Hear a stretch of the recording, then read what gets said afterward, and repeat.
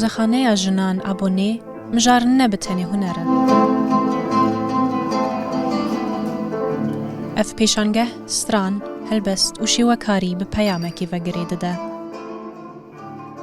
مژارên wekî jin jiyan azadî çewsandina nasnameya Kurdî û têkoşîna ji bo aştiyê îro li ser rojevê ne. خلال چند روز میکنی و جند و خلقد اد فعلا کنن ایشک بکن یا بقلم یا برسم یا بگوتن دنگ خو پیگینن عالمی. اف چالاکی دنگین جداتینه جمهف. هنرمند هنرا خو بکارتینن دا کو دیروکی دیار بکن. برهمین وان بحثا زورداری و برخودانه دکن. ببیری من جن جیان آزادی یعنی کلی یعنی جیان.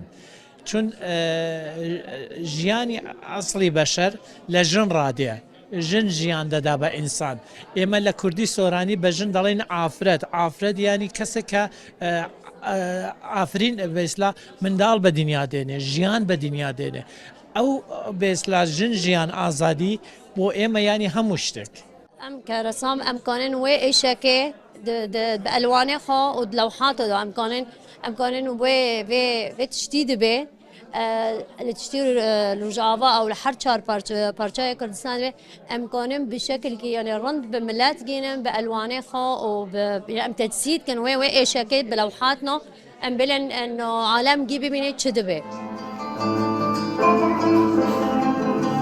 جبو گەلەکان ئەف پێشانگە حقادەکە هونەریە کە بیرانین ئێش و هێڤی ڕاستە ڕاستگەهینە هەف و پرساژنە کورتینە زمان.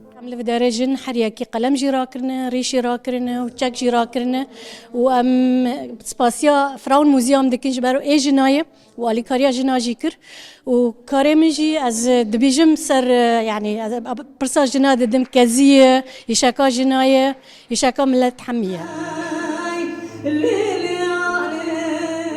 تشتا ku li mûzexaneya jinan abonê derdikeve holê bîranîneke kolektif û nîşaneke zelal e ku nasnameya Kurdî bi taybetiya jinan tevî tundî û zordariyê jî dijî.